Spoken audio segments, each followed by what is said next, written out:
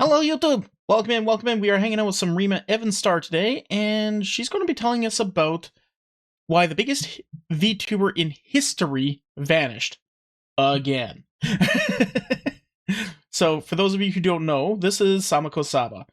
She has broken the internet 3 separate times. She is one of the only people to have hit over 1 million subscribers on 3 unaffiliated channels over and over again. People love her and have had a lot of respect for her. She's gotten a lot of controversy over the years, but that just comes with, having a giant platform. I'm sure that it's nothing too big or serious, but it is a very big part of the VTubing community, and I am very much invested in the VTubing community. So, let's get to watching. Let's see what this is all about. Gonna be a bit of a long one, by the way. Plenty of people dream of becoming content creator. More Yeah. than half of Gen Z said they'd want to be an 57% of Gen Zers want to be influencers, but it's constant Monday through Sundays. But it's constant Monday through Sunday, says creator. Yes.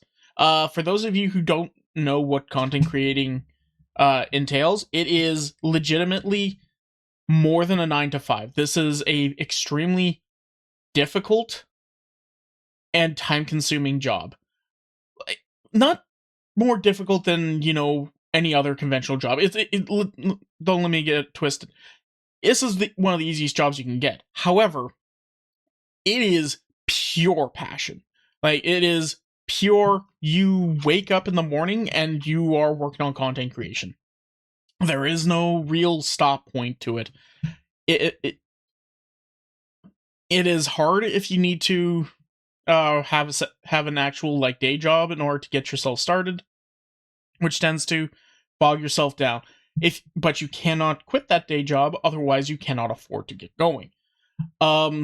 In some situations you can maybe make it work, but trust me when I say this is not a career path for everybody. This really is not. You need to really lock in and want to do it. And there's nobody that's being held accountable except for yourself on this one. So, as much as you want to be one, try it.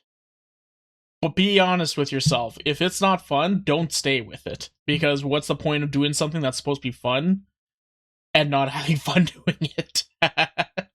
influencer when they grow up. And on paper, it looks like the dream. The fame, the money, the attention, a whole audience that revolves only around you. So what Everybody wants to be a celebrity, right? happens when someone gets all of it? The engaged fan base, the sponsors and merch companies all lining up, the record-breaking numbers, and then just walks away. Sameko Saba broke a record nobody thought could be broken. 1 million subscribers just 3 days after she debuted, faster than anyone in the history of the medium. That happened in June 2025, and by the spring of 2026, she'd vanished from content creation entirely, and her fans had no idea why. It all came to a head in April when somebody finally... I told myself that if she didn't stream or even make a community post by the next time this renews, I would have to cancel it. But this really is such a hard decision for me. I want to keep supporting her, but in my opinion, it's a little screwed up to just go AWOL without any notice. That is very fair. So this is also one of the things that you need to keep in mind when you're a content creator. Your boss is your community. 100% your boss is your community. Yes, you do the things that you want to do, and that's what your community is paying you to do. However, they're still paying you in order to, provide them with those, they're still paying you to provide them with that entertainment, to provide them with your fun and all that. They are watching you for you, and if you just kind of vanish for days and days and days, or even months on end without giving anything back, it's kind of fucked up. I'm sure there's a specific reason why, but I'm sure there should have been some sort of a community post to explain why this would have happened. I think one recently actually came out now that I think about it, but I'm not 100% Finally sure. got fed up and canceled their membership, which on its own is the least interesting thing that can happen on the internet. After all, people cancel subscriptions every single day and the world keeps turning. But that post hit a nerve that turned out to run through You're giving her money in exchange for entertainment. She hasn't fulfilled her end of that implied contract for months. Yep. MF with some sense. It's insane that people feel entitled to shit when they voluntarily give up their money. If everyone did this, her ass would be on stream. Wait, if everyone did this, her ass would be on stream tomorrow. Saba realizing her fans will keep paying her even if she treats them like shit. And that's actually probably a very negative way of viewing this, but once again, the internet is a very negative place, and this is one of the reasons why you need to be careful as a content creator. People have no filter. They do what they want, and they feel extremely entitled, and they will say the most hurtful things ever just because you're not, jumping to their beck and call. It can be a little daunting. You need to have some thicker skin. an entire community and beyond. Why keep the membership open if there's no reason to?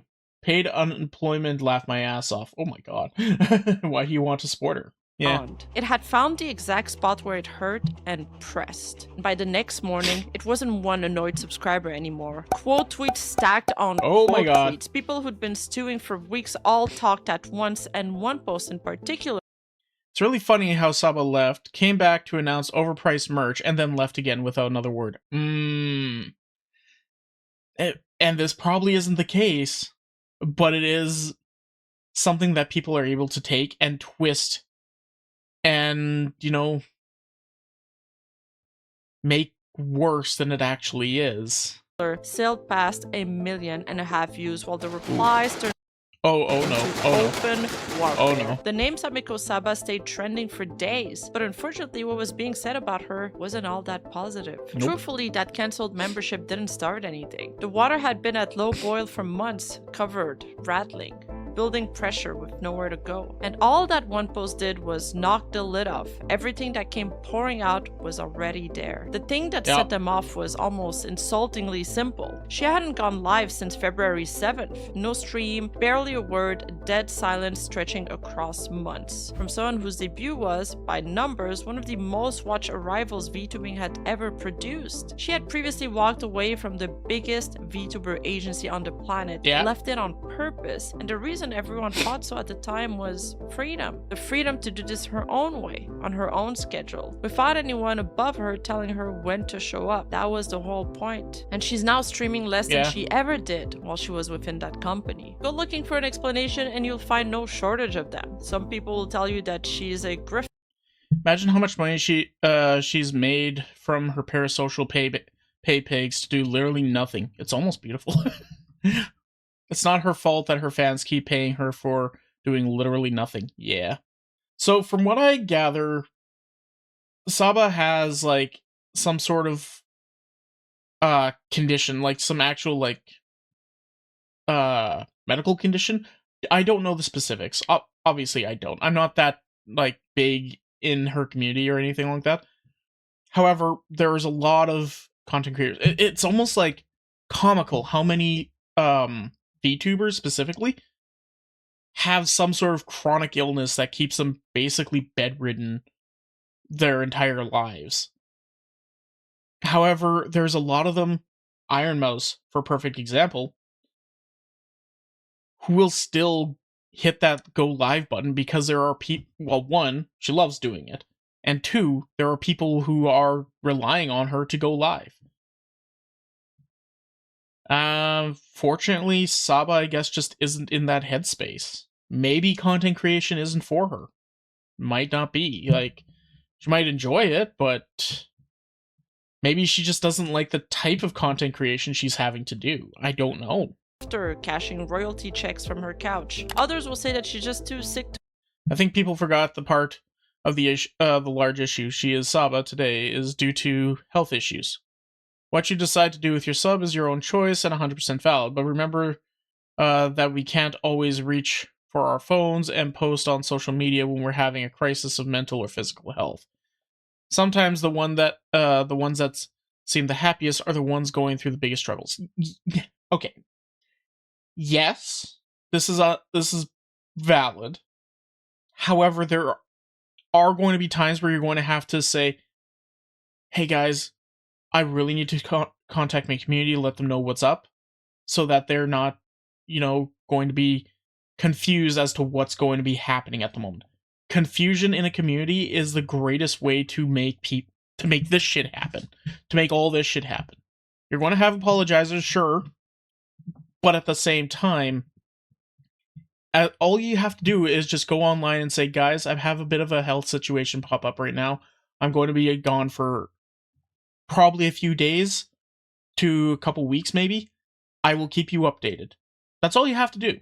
That's really all you have to do. And if you're having a mental break or a mental crisis, depending on that mental crisis, you have probably a manager. It's Saba. She's got a manager. She has to have a manager.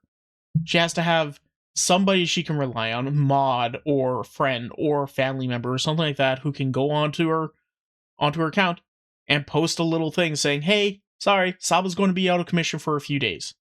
Done. There are ways to get around. This isn't exactly a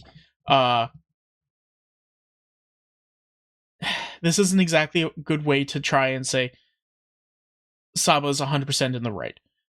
Because unfortunately, look at it this way. If you had a job at McDonald's, for example, or any business really, and you're going to work, and then suddenly you just don't show up. And you don't show up for 3 days or a week. And then suddenly you pop up and say, "Okay, I'm ready to work." And they say, "You don't have a job here anymore. What are you doing?" You can't be like, "What do you mean? I just missed a couple days of work. I was sick. I was having a mental crisis. You can't fire me for that." Yeah, the fuck they can, because you're no longer reliable and you didn't call in.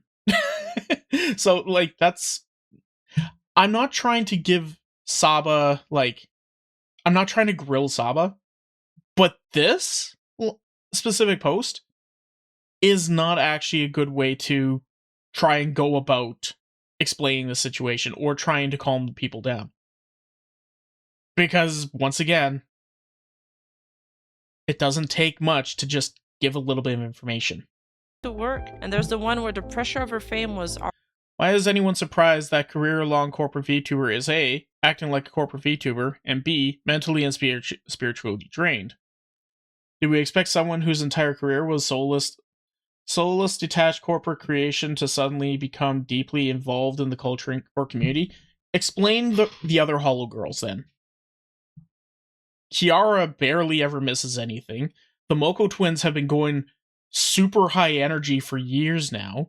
Callie is still going completely strong, and she debuted at the same time. Once again, content creation might just not be for everybody. Or maybe Saba just hasn't found the type of content creation she likes to do, and she's still trying to be professional when she doesn't actually have to. Who knows? Already going to win. Netizens have landed on all of them, and I kind of have to wonder if she quit Hololive because her new contract had, "You have to do your job." Oh no! can see why. But every one of those theories are really missing the point. To understand what's actually happening, you have to go back a lot further than that. Years before any of this, before the record-breaking numbers, before the agency, there was a girl on the internet pretending to be drunk. Fuck the teardrop in my eye. Not intoxicated, I promise. That's Senzawa, late 2017, give or take. This little voice starts...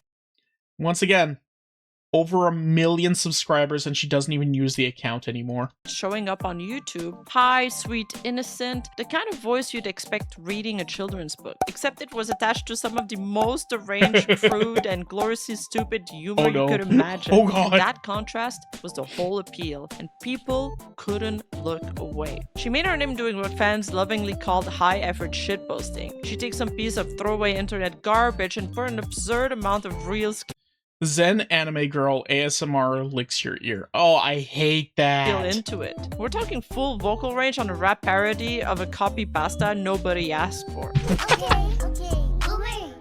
Whatever you say, Boomer. Stuff that had no business sounding as good as it did sounded good. And layered over all of it was the drunk act. She'd slur her way through chaotic streams and sometimes just come apart on camera as they went. I haven't even started drinking yet, and I'm already ready to like yell. I hope you guys like this game so far, and if it's on Steam.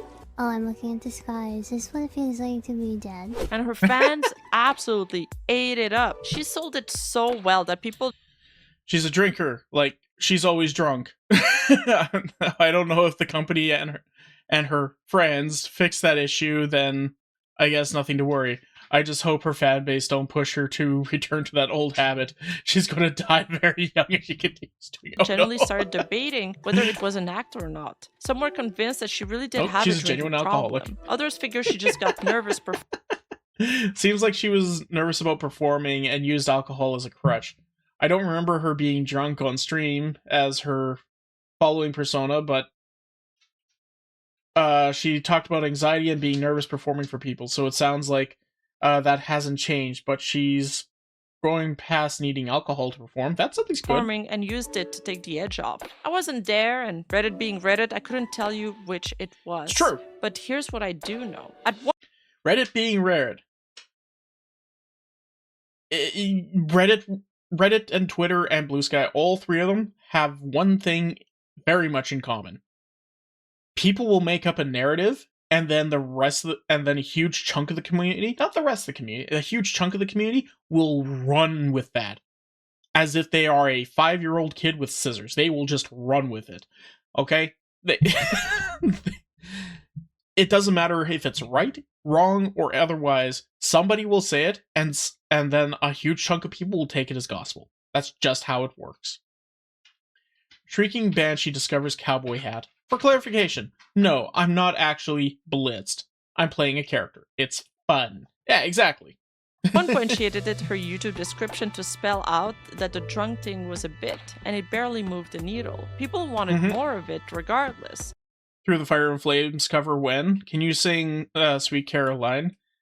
Now do cover of Running in the 90s. Okay. More chaos, more mess, more of the unhinged version they decided was the real her. She built this persona as a joke, and now she was left trapped inside it by the exact same people who loved her. So she'd leave. Senzawa never really kept a schedule anyways. She'd drop a video that blew up, disappeared for months, came back, disappeared again. One account on Reddit retells how they believe Pretty sure I once saw a screen cap of one of her last messages to her Discord that was something along the lines of, every time I visit here, I die a little inside. And with how drastically different she was as blank, even after years of streaming as her, I kinda got the sense she was trying to shed some of that reputation. Could be reading too much into, but that's what it looked like to me. I wouldn't be surprised if she were to pull a Doobie/Nemi and reincarnate with a fresh start, to be honest.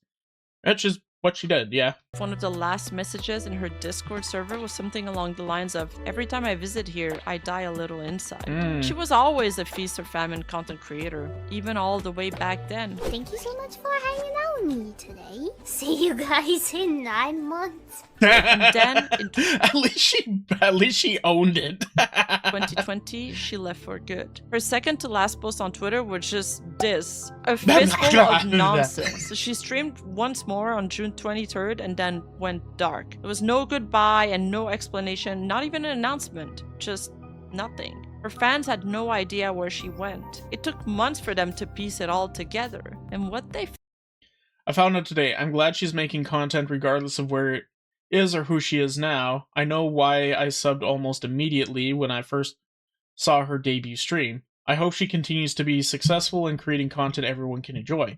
I was disappointed when I thought she might never upload again. I'm just ecstatic AF now, and there's plenty to be part of. Thanks for helping me really confirm my theory after I clicked into Senzawa's thumbnail from an meme. Figured out was that she hadn't quit at all. No, she disappeared right as a new Shark Girl was debuting over at a company called Hololive. A few months after Senzawa went dark, Hololive, the biggest VTuber agency in the world, announced its first ever English-speaking lineup, and one of them was a shark. Think of a VTuber agency like your record label mixed with Disney. Well, without its controversies.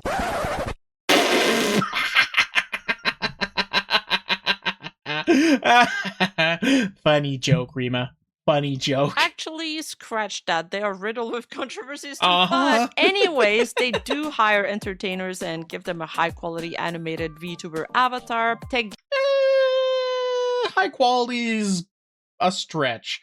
Some of them can be pretty decent quality. Hololive probably does some of the best work for the quality. I think FaZe does a really good job as well for a lot of their models. Some of them, though, don't. They're basically like a PNG tube model with a little bit of wiggle. Gear and a massive built-in fan base. The creator gets to be a VTuber under a huge brand name, and in exchange, the agency owns the character and takes a cut of the money they make from streams, merch, and concerts they organize. So amidst all of that, Gura debuted, and Gura is a tiny apex predator with a hoodie and a trident and a voice many recognized. She was a great pick for Hololive. After all, she had already proven that she could be popular online and that she understood internet audiences. Her Senzawa channel had been a massive success, so her debut was one of the most anticipated streams the scene had ever seen, and it started with a technical problem and a long delay. So thousands of people just sat there waiting. And when she professional streamers finally came through, her very first word as Gura was ah. That became an iconic meme, and a meme pulled in tens of thousands more Gar of the pool, what is your wisdom? people that all started spamming A in chat. And from that second, she basically never came back down. She became the most subscribed VTuber in history. Gura swims past Kizuna AI to be the most subscribed VTuber ever. The shark has overcome the pioneer of VTubers. Jeez. Not the most subscribed English one, the most subscribed full stop. Damn. The timing was almost unfair. This is late 2020 we're talking about. The world is locked inside, everyone's online, and starving for something to watch. And here comes a cute shark girl singing nostalgic English songs in a space that almost had no big English VTubers in it yet. It was the perfect combination of luck and preparation coming together. She wasn't doing it alone. Some of the most beloved stuff from that era came out of her friendships with the other members of her gen, in particular with one of them, Amelia Watson. Fans shipped the two as Ame Same, since Same means shark in Japanese, and the two of them leaned all the way into it. Amelia openly called Gura her wife, and their dynamic, the Ame's gremlin/troll energy mixed with Gura's sassy but gullible nature, made for legendary streams. During the early days of Holo EN server, their duo streams built a lot of the server's early lore. They'd play Minecraft on separate streams at the same time and kept colliding into each other's world, crashing cars, botching rescues, and Gura dying roughly every 4 minutes while Ame tried to save her. Their A Way Out playthrough was arguably their most legendary gaming collab. Watching them try to coordinate a prison escape was pure chaos, and they constantly messed with each other. Can I get a shot of this from the side one more time? I want to see what Hey, bada. Hey! Okay, let me Good luck with your lame responsibilities. I'll be out here playing darts. Let me know when you're free to have fun. Listen, I'm here being a dad. You wouldn't understand. My kid just... Your kid just fucking yeeted himself out the window, just like, I'm done with you, Dad. I'm out. Done. avoided me by climbing out the window. Make the shot, kid! It's not fair! What? My kid sucks! And not just online, offline too. Whenever Ame and Gura managed to meet in real life, it was a massive event for the community. Their offline collabs, like doing VR together and playing Twister, are some of the most viewed and are still some of the most clipped moments in Holo-en history. Not to mention their impromptu karaoke duets and specifically their cover/singing of the Fortnite meme song Chug Jug With You that went wildly viral and became another defining meme for the duo. As for Gura herself, she accomplished many things that very few content creators would ever have the opportunity to do. Among some of her biggest achievements, she's Oh yeah, she was able to sing for one of the a big baseball game or some sort, something like that. Oh, here it is. Gura sang "Take Me Out to the Ball Game" for us at the bottom of the 7th inning. Yeah. sang "Take Me Out to the Ball Game" at Dodger Stadium during an actual major league game.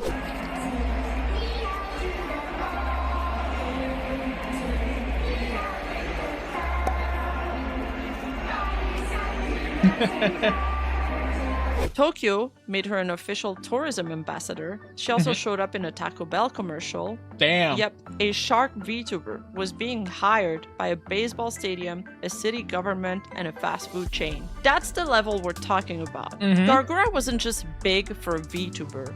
We're talking industry breaking big. And I already made a video on exactly why she blew up the way she did and the challenges she faced along the way, so the link's up there if you want to go see the deep dive. The short version of it is that she had the timing, she had the talent, and she had years of being Senzawa hiding underneath her polish. And people figured out that part pretty fast. Her timeline lines up with Hololive EN applications. Application open at April 23rd, closed May 24th. Requirements were you must be able to deliver content continuously for at least 1 year. You must be able to deliver content at least 3 times a week. Content provided after getting home or on your days off while you're studying or working is fine.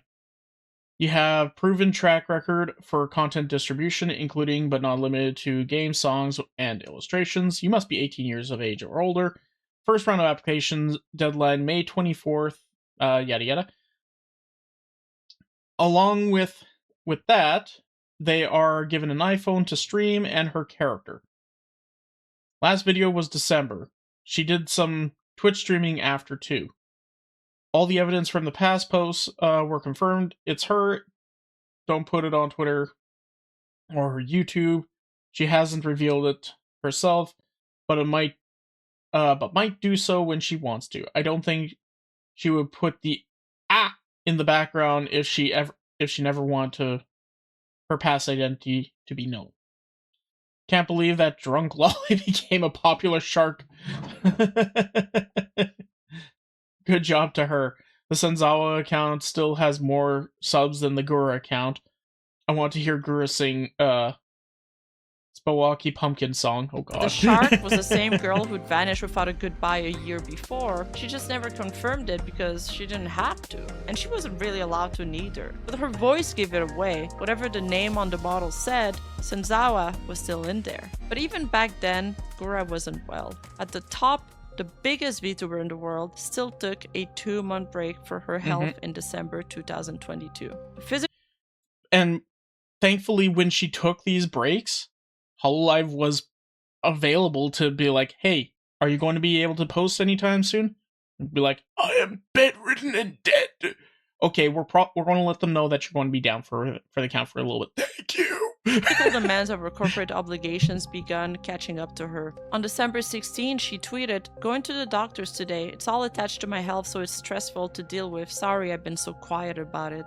And then on December 21, Cover Corp issued an official announcement saying that she was suspending her streams to recover. And Gura followed up by tweeting she decided together that it would be the best for me to take serious time for my health. She never explicitly stated what was actually wrong, but outside of the formal announcement, the trail was there anyway. She'd mentioned her doctor warning her not to get out of bed too fast in the morning because she was prone to fainting, and she had the stories to back it up, including one time she fainted and fell backward into an AC unit, and another where she passed out in the bathtub. Speaking of being able to hop up out of bed really fast in the morning, my doctor told me not to do that anymore. I was so eager to get out of bed. I would hop out of bed and and I would faint. I would pass out. One time I hopped Jesus. out of bed so quickly, then I went to another room and I fainted. I fell backwards into like a ladder and an air conditioning unit. I also faint in the bathtub or in the shower. Yeah. In 2023, That's not good. That's not good. That's not good. I have little moments where if I stand up a little bit too fast, like my entire vision goes completely like dark for a few seconds. But I found out that that's usually when it because I haven't drank in water in the last like 8 days. This might be a little different for her. Don't worry, I don't do that anymore. I drink water pretty often. there was backlash regarding a pre-chat incident due to people fighting Oh wow, look who's finally streaming, laugh my ass off, guess she needs money. Oh god. Yeah, and there's always going to be those people. If Gura has any issues that prevent her from streaming, she could just tweet about it and inform us. It takes literally seconds. Communicate, Gura. Gura, explain please. The people who have supported you for nearly 3 years deserve to know what's going on. And once again, they're your boss. They're not unfounded for being a little, like, pushy and needy in this sort of situation. They're paying, yes. However, at the same time, I can also understand how when you see this sort of thing, it kind of ruins any kind of interest you have for going live. in her chat over her not streaming for weeks at a time and going radio silent. Well, according to them, Gura ended up disabling her. I was told I gotta close chat since there's no mods around at the moment. I will see you guys closer to stream time. Yeah. Her live stream pre-chat and pinned a comment. It was Little update. I'm doing what I can when I can. I don't know what my new normal is or will be in terms of frequency. I just hope we can have a good time when we are together. Yeah. the first time Gura directly addressed how her streaming frequency dropped and mentioned a new normal. Discussions on forums and Reddit. Why the fuck Gura looks genuinely happy and having fun when she's streaming, but it's clearly having a problem that she literally refuses to talk about it. She herself said that she is doing what she can at the moment and that she doesn't know about her frequency. In other words, she's basically admits that there is something going on. The troll schizo theory that she is just lazy and is using the fans literally just doesn't make sense anyways. So what the fuck is going on? What is going on that is so bad that she doesn't want to talk about it? Gura has streamed every day since she was the pre-chat drama. Why is that such a hard one to read? Do you think it was planned, or do you think it's her overworking herself to compensate? Possibly? Hard to say. But once again, remember what I said earlier. People will take a narrative and run with it. If you don't give them answers, they will make up their own answers. And they will make that as fact as they really want it to be. And if they're not getting any answers from you, they're going to figure it out and give answers to themselves, wrong or otherwise. And then once you do finally give them an answer, they're going to contradict, but I heard this one! exploded, and even all the way back then, people had already started expressing concerns with her communications. This is also where we can see the start of.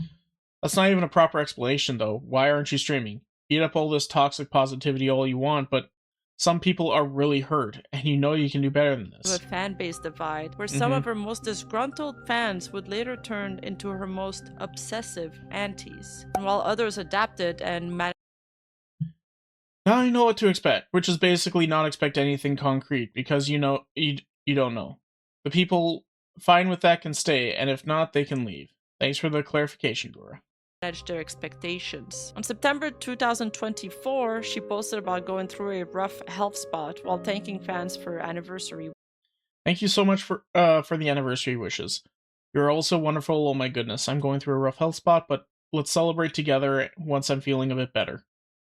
Wishes. And on February 2025, she mentioned having a fever plus other health issues that delayed her Valentine's content, but planned to return the following week. And those bouts of disappearing because of her health only got worse over time. Early Gura streamed constantly. Late Gura barely streamed at all. The last few years before she graduated, her schedule went from packed to almost empty. There was long gaps everywhere, hiatus after hiatus, until she was hardly doing the normal streaming and idol stuff at all. The strange part is that it barely dented her. The old VODs and the big corporate projects kept her enormous even while she was rarely live. And all of it traced back to the same place. The stress of being the face of an entire industry mixed with her health struggles, they were crushing her. I am sure that being the #1 subscribed VTuber comes with a lot of pressure and anxiety. How did you feel about being catapulted into this position? Has this feeling maybe changed over the years? Have you been able to handle it better, etc.? Terrified.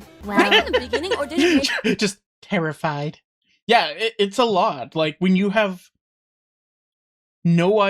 when you're just a silly little goober and then suddenly you are the face of an entire company, merchandise, you're an ambassador to video games, you're like thrown into the zeitgeist as like the #1 VTuber, bar none, for subscribers and everything like that. Like, it's a lot. It's a lot, and I can't blame her for being a little, like, messed up about it. And that's another thing that a lot of people don't fully realize. When you are doing content creation, you want to grow into your position. You don't want to start at 1 million subs. God, no, you do not want that. Because that is instantly putting you into the crosshairs for all the drama, all the crazies, and a chat that's moving at 1 billion miles an hour, and you don't even know how to talk to no one. If you don't know how to talk to no one, and you have a chat that's going 1 million miles an hour, guess what? You're still not going to know how to talk to no one, because you're not talking to anyone at that point. Did it take some time in the beginning where you were still like just in this like high, this joyful No. high? No. From Just the no. very start, it was pretty difficult. I had like troubles eating and keeping food down, so I was kind of working off of adrenaline fumes all of the time. I couldn't sleep, couldn't eat. It was really hard to balance all of it. I also had a lot of stressful things going on, stressful like company stuff going on. I've been juggling really badly. So by the Aw. time she announced she was leaving Hololive in 2025, a lot of people weren't shocked at all. I'm really sorry for worrying you or upsetting you with this announcement. This has been a very long time coming, but today I am here to announce that I will be graduating from Hololive on May 1st, 2025. They had watched her drift away from the spotlight for years, and to them, it wasn't a bombshell. It felt like something that had been coming for a long time. Do you wish you weren't in this #1 position? Sometimes I think about it. Like, I do wonder if it would have changed the stress levels, my path, but also I'm really thankful for the opportunities that were given to me. I wouldn't change what happened for the world, kind of thing. I look back and I look through that incredibly hard time that I went through, finding my footing. I can say that I'm proud of myself. I'm so happy to hear that, because you Yeah. really should be. You really should be proud. You've been put in a very difficult position and you made it through as long as you could, and you still ended up taking a very difficult decision to leave. On May 1st, 2025, Gura officially graduated. Just keep swimming, just keep swimming, just keep... She left Hololive. The most subscribed VTuber in history was walking away from the company that had made her a household name. And everyone wondered why. I heard the news. I think not everyone heard the news. I don't want to talk about it too much. It makes me sad. But I hope she will be happy. Your Oshi is graduating? Oh, be happy for the times that you had. Your Oshi will continue to live on. And know that your Oshi is still out there. So don't be a f***ing stranger. You know what I mean? Gura decided to leave Even Hololive. Asmon. If you pull this up, it has 18 million views. Gargura graduated! Gargura is one of the biggest fucking Fucking Ludwig just screaming to the high heavens. VTubers in the world. The official reason was that she had disagreement with management. We regret to announce that Gura of Hololive English will be graduating on May 1st, 2025. That was only a year and a bit ago. Since her debut as a member of Hololive English Myth 5 years ago, Gura has touched the hearts of fans around the world, becoming became the most beloved face for VTubing in its early stages, and played an instrumental role in the growth of Hololive Productions. To all the fans who have shown their unwavering love and support, we sincerely thank you. While we understand that this news may be difficult for many, we deeply respect and support Gura's decision as she begins her next chapter.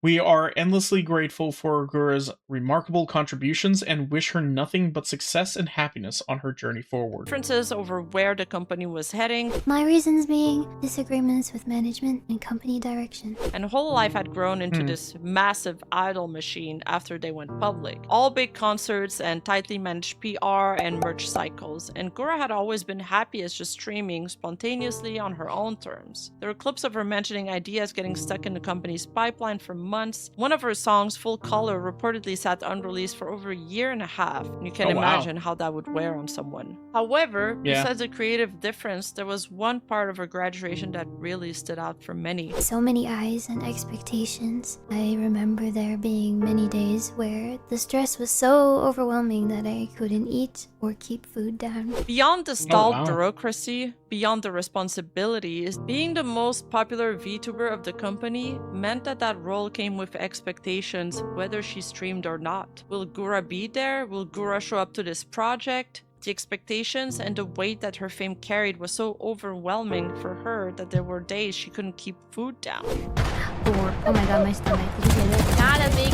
deal. I have to log off for a minute. Eh? I'm gonna go cry. There was something almost cruel about what that. happened there? Or, oh my god, my stomach. Did you hear that? Not a big deal. I have to log off for a minute. Eh? I'm gonna go cry. There was something almost cruel about that, because you can fix a management disagreement by leaving the company, but the eyes and the expectations were never Hololive's to give back. They'd attached themselves to her, and they followed her under any name she'd ever perform under. She wasn't walking away from them. She Love you forever, Gura. Thank you, Gura, for everything that you've done for us, Myth and Hololive itself. Wherever you go, we will follow you. We love you, Gura. Whatever you do, we will follow. I'll love you forever, Goobs, and I'll follow you wherever you go. It's okay, we will always be here for you wherever you go. No matter the form, I will always follow and support you. And that's not the thing she's wanting. was taking them with her. Gura would become a landmark name no matter which personality she streamed under. She wasn't leaving to escape a company, now really. She was leaving to escape being the center of gravity. And you can't quit that by switching jobs. So the most famous VTuber in history walks away. The problem is she couldn't take herself with her. When you sign with a company like Hololive, you don't own your character. They do. It's like an actor playing a role in a franchise. The actor brings a voice and a personality, but a studio owns the character itself, the name, and the face of the design. So when the talent leaves, the character stays with the company. Gura, which is fucked up in a lot of ways, but also I fully understand as well, because like the company doesn't want that character to then move on and start, you know, making money on its own. Like they made this entire character where it was. Like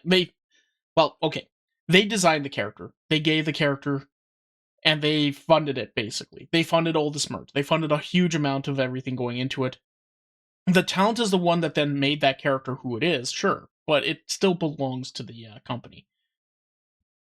I think that there should be, like, a buyout option, almost.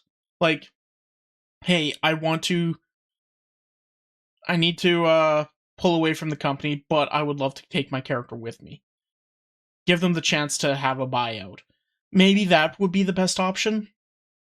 But then how would you put a price on that sort of thing, right? It's a struggle. It's a weird one. I don't like that companies do this, but I can definitely see the reason why they do this.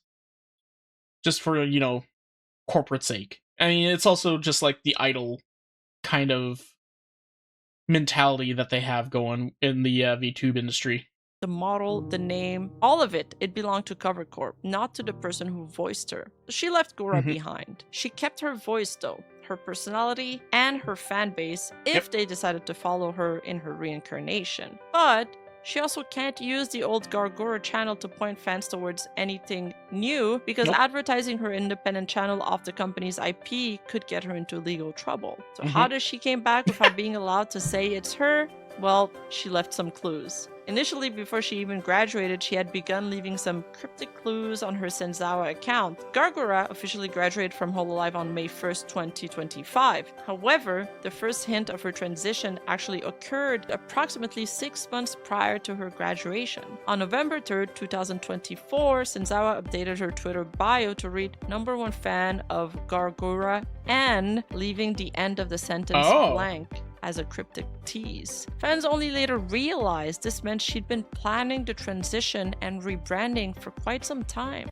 She put Gura and 7 months ago, so she planned her graduation that long. She was probably planning it even longer before that. However, 19 days after Gura's graduation, she revealed the full meaning of her bio when Senzawa updated it again to officially state #1 fan of @Gura and @Sameko Saba. Finally, the fans had a hint and, more importantly, had a name to attach their excitement on. They flooded the new handle with follows and the news traveled super fast. Gura was reincarnating as Sameko Saba. The name was the final confirmation. If you read Japanese, Same means shark, that's Gura, Ko means child, Saba means mackerel, child of a shark reborn as a new fish. Then Saba started posting on her own Twitter account. May 19th was her first tweet, yo-ho, and a fish emoji. It got 10.8 million views on two words from an account that had never streamed a second of content. She put up a couple of songs soon after that, and the voice settled whatever doubt there was left with audiences. By the time she set a debut date, over 554,000 people had already subscribed to her channel that had never even gone live. Her fans hadn't seen her in months, some of them in years. And then finally came G-Day. Yo ho, yo ho, yo ho. Hi. I didn't think I was going to be like this, but here I am. Hello. Hi. Hello, nice to meet you. My name is Sameko Saba, and I am here. My name is Saba. It's nice to meet you. I've never met you before. I have a fishtail. I'm a fish. Don't ask any other further questions. The debut peaked just I'm a fish. Don't ask any questions. Yes, I have cat ears, but I'm a fish. And no, I'm not a catfish. I don't know why she went with that, but you know what? It's fine. It's fine. And once again, it's just one of those situations. Okay, first of all, you see what I mean though about Fishtail. you know I'm a future. I've never met you her before. model being so much better now that she's I have indie. a fishtail. Like the Gura model was iconic and everybody loved it, but you have to admit it wasn't the best. And then once you go indie, you're able to get your own creator to work on it and get the right animator and everything and everyone thing set up in order to get like your model to work the way you really want it to do. She's actually got mouth movements. Gura just was like, but Saba actually has the full like V-Bridger thing, kind of like what I've got with the whole.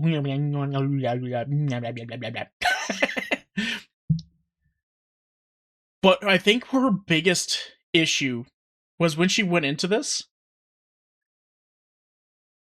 she brought a huge chunk of the fan base back. And I'll be perfectly honest, she didn't bring the right part of the fan base back. She brought the ones that were part of her initial one, but that was only part of them.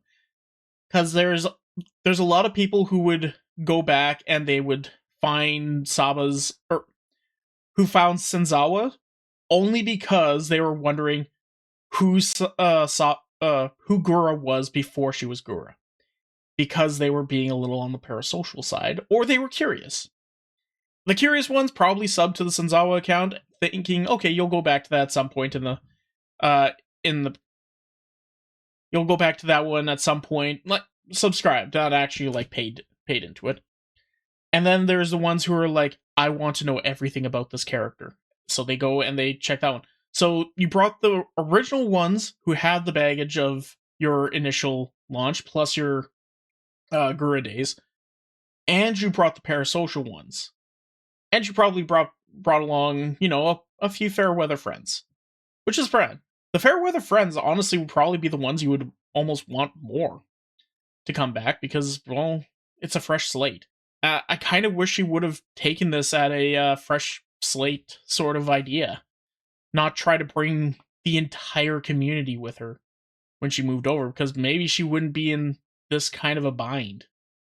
Though I'm pretty sure it would only take a few people finding, like, it would take only like 2 or 3 people in the community to hear her voice for 5 seconds and be like, guys, I think this is Gura! And then everyone would flock over. I'm a fish. Don't ask any other further questions. The debut peaked just over 200,000 viewers 9 minutes into her stream. A few days later, she passed 1 million subscribers, faster than anyone had ever seen in VTubing history. And the tweet she posted to mark it all was this: a Jaws joke. Half 1 million subscribers before a single stream is already absurd, but she crossed 1 million in under 3 days. For comparison, the previous record for fastest VTuber to 1 million was held by Salome, and that took around 13 days. Saba did it under 3. By the standards anyone tracks these things, her debut was the second biggest VTuber debut ever recorded, beaten only by another ex-Hololive talent's return. And later, in 2025, when Streams Charts ranked the most watched VTubers of the year by peak viewership. Oh my god. Here's Gura, and there's Saba. I'm gonna come for you, bitch. Saba landed in the top 10. The only English VTuber ahead of her was Gura. Oh my god. She was, in effect, competing with her own ghost. So 3 names now. That's Senzawa, insane. then Gura, then Saba. Same All 3 of voice, them same over pattern 1 mil. underneath all of them. A huge arrival, a wave of love, and eventually the disappearing. She'd done it twice. The only question left was how long this one would last. Sameko Saba did not have a regular indie VTuber debut. Not only because she had an already established fan base that followed her, but also because she had an entire machine operating behind her. Weeks before that first yo-ho tweet on May 2nd, 2025, a company called Incoming Next LLC filed trademark applications for the Sameko Saba name and logo. They handled performance services, printed goods, toys, digital files, the whole catalog. The brand Sameko Saba was legally locked down before the public had even heard about it for the first time. And this information is pulled straight from the public US trademark records, by the way. The company was registered in Delaware. What's interesting about companies incorporated in Delaware is that it lets the owner stay anonymous, which is perfect for VTubers. Also, the tax setup is friendly because the legal system there is built to protect them. The lawyer on the filing makes... Well, that's good to note, and pretty impressive. I'm actually very glad that that's actually a thing. Because that's one big downside to VTubing and all that.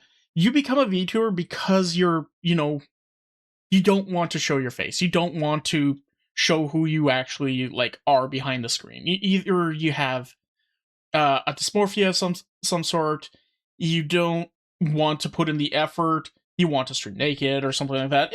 There's a million different reasons as to why, but for the most part, you just don't want people to know who you yourself are. And to know and that's one of the hardest parts about getting into the whole like monetization part about VTubing. You have to, put your information to the channels and all that. You have to give Twitch your info, you have to give YouTube your info and all that. And it's kind of scary to do that. But if you can make a little company through that will do the whole thing for you, and you can keep you yourself anonymous, then I mean, that's not too bad. It even clearer. The trademarks were handled by Michelle Robichaud at Auden Law and Media. And Auden isn't some random firm you find on Google. They've done legal work for major VTuber agencies and big-name independent streamers in the past. I've also actually worked with Auden in the past as well, and everything I've heard lines up about them. They're generally good at this. Point being is that Saba walked into independence with the same caliber of legal firepower as the corporation she'd left behind. And her model matched the money. Her life 2D model was built by top-tier artists and rigged by one of the most respected riggers in the industry. She didn't just have one artist for the L2D and one for the rigging, as it usually goes. She had an entire team. Here are all the people that helped make today possible. Holy crap. Sameko Saba Wait. What do you mean? team. Here are all the character design, live 2D art, live 2D model rig, live 2D prep, custom chat, stream background art, stream background animation, character logo, emotes, badges, and crap. ED and ending and load screen, background music, background ambience, ID and Polaroid, stinger. Okay, you know, that's actually that's pretty commonplace. Understandable. I thought that like the character model itself had a whole bunch of things, but character design was actually like designing the look of the character. Live 2D art was actually drawing the actual model itself, like, and breaking it up into the little bits and pieces. Live 2D model rig was actually like making the character move and do the thing. Live 2D prep, I'm surprised you needed that, and that wasn't part of the model rig, but basically it was prepping the model to be functionable for your action, like for stream, like get all the hotkeys set up, get all your parameters locked in, do all that sort of thing, and or for it to be functional. Custom chat, off to the right here. Stream background art, this room that we're sitting in right now. Stream background animation, so there's little animations and that sort of thing playing in the background. Character logo, obvious. Emotes, badges, and crab, obvious. Crab, not 100% sure, but ending and load screen, so yep. Background music, you need that. Background ambience. ID and Polaroid, so she has like a little Polaroid mechanic in this, which is kind of neat. And then a stinger. That's like transition from one scene to another. Something I need for my streams. People that helped make today possible. Sameko Saba's character model was designed by Shu, also known as Shu-kun, and illustrated by Tusaki Shina. The live 2D rigging for her model was handled by the riggers Celia and Quanchi. And then there was the merch. The day she debuted, she dropped a full line with Omocat, a streetwear brand that sits right at the crossroad of anime and fashion. They did a lot of HoloLive collabs in the past as well. There was a $200 debut bundle with a hand-signed postcard at the top and a little $6 blind bag pins at the bottom, hoodies, all of the works, and it all sold out almost immediately. Sameko Saba didn't have to claw for attention from fellow creators either. Other huge independent VTubers who recently left HoloLive, Vtube, Nimi Nightmare, were right there hyping her up. There was no marketing budget needed when your friends are some of the biggest name in the scene. They're all vouching for you. They're all vouching for you, and not only that, now that you're indie, everybody else can hang out with you too. Because that's one of the other problems with being in a corporation. You're kind of like locked into hanging out with specific people, and your time kind of has to be like bought and paid for in a sense, and not a lot of people will be able to do that or want to do that. And sometimes like other corporations can't interact with other corporations. It's kind of unfortunate. But now, like, Saba could hang out with Iron Mouse, and Saba could hang out with, I don't know, Geary or something like that. The sky's the limit at this point. You at once. And it was genuinely so hype. I can't even begin to describe how everyone was so excited for her return. It's like the entire industry was just waiting with bated breath, wondering what she would do next. So what do you even call this? It's branded as an indie. It walks and talks like an indie, but she's got the LLC, the trademark attorney, the elite production behind her, and the premium fashion collab, and a built-in network of A-list peers. It was a sophisticated setup. Indie feels sort of like a stretch here, and corporate isn't right either. It's something in between that we don't really have a name for it. We can technically call this indie, but she went into it with a very like non-indie mindset, which probably was part of the falling for her in a lot of ways. Possibly, hard to say. But it's indie in the same way that you would consider like Hollow Knight indie. She is still indie, but Hollow Knight is still an indie title, even though it's a massive game and has like a whole company and everything associated to it. But it is still like officially a couple people.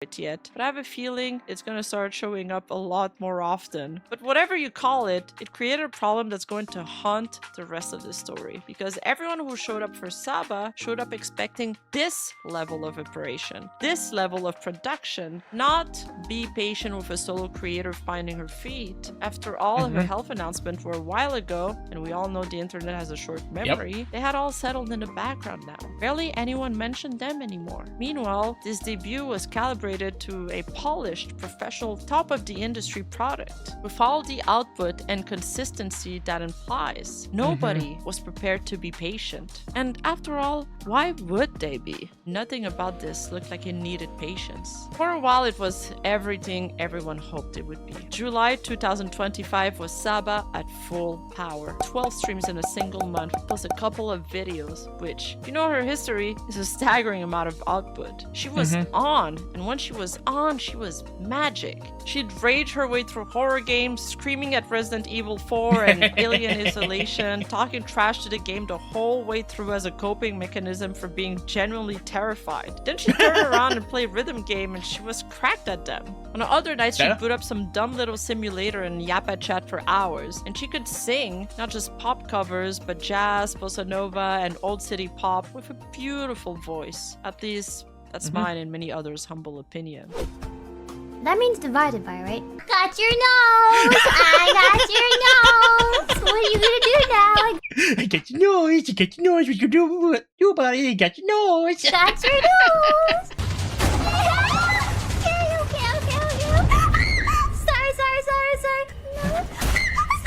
Okay. Sorry. Oh no. This is a paper boat on me, by the way. Paper boat. Do I need to explain the symbolism behind a paper boat, or do you guys kind of understand it? Paper boat. Maybe it's fucking stemmed. I was actually on her debut stream. Well, not on. I was there. I watched it. I saw the paper boat thing. It was cute.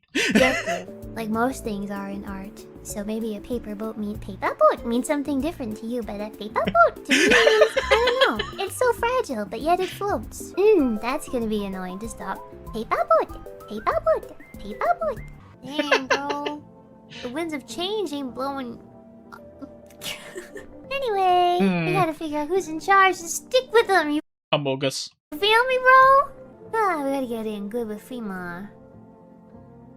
I'm not reading that out loud. I don't know what that Understandable. means. I don't trust him anymore. Happy birthday, Hatsune Miku! Her name is Hatsune Miku. If I see one more of you call her the Fortnite girl, I'm gonna freak out.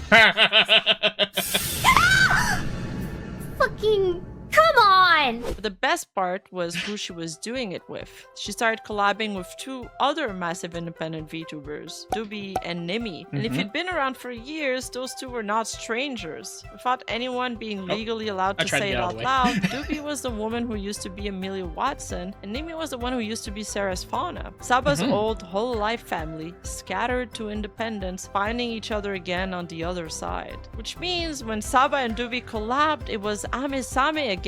The duo that defined an entire era of hololive back together. Except now they had to perform this little strange ritual where they pretended to be meeting for the first time. Think of it like this elaborate Okay, we are best friends. We're best friends, but we have to meet for the very first time live here. Like we've never hung out before. We don't know who each other are or anything like that.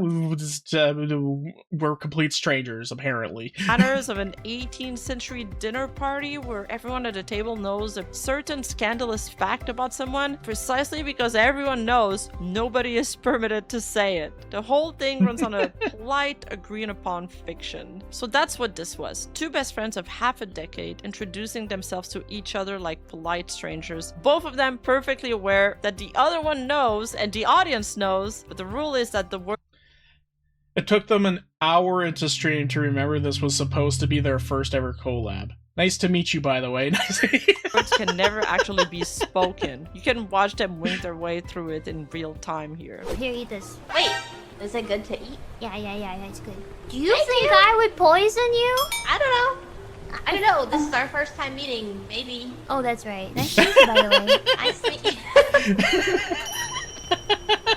So nice to to meet you. And she looked happy. Watching this collab, Saba seemed genuinely comfortable, relaxed, laughing, doing this because she wanted to be there. Oh, That was the God. dream version of going independent. No corporate structure choking you down. You keep all your money because nobody's taking a cut. There was no idle obligations, no flying back and forth between countries to record, and you still get to enjoy your audience and mess around with your friends at your own pace. Uh-oh. This is how I died last time. Wait a sec, wait a sec, wait a sec. Wait. Bye. Jimmy! Tom and Jerry scream. Up. Down. My kitchen. My Discord kitchen. Meow. Hello, princess. Are you ready to play another level of Peak tonight? That's horrifying. I've turned my status to Do Not Disturb. At this point, the public sentiment conclusion was that it was probably the corpo obligations that had been I'm just going to throw this out there, but part of the issue with Gura's grad, I think, is with her overwhelming popularity and being known partially as the face of early VTubing. This is a huge astronomical weight on someone that can be on someone as socially awkward. On someone that can be on someone as socially awkward as Gura, yes. Unfortunately, she still has a lot of that weight. weighting her down. After all, she'd been streaming now more than ever. It just made sense. But that wasn't all. On the 16th, she commented on Kurage Roa's tweet, another ex-Hololive member who was officially reincarnated a few days later. Off-stream, it looked even better. The merch was selling so fast that Omocat had to extend the pre-orders because the original run sold out. In late July, she even made a surprise appearance at Vtube's Virtual Vacation Summer concert, turning up unannounced to provide backup vocals.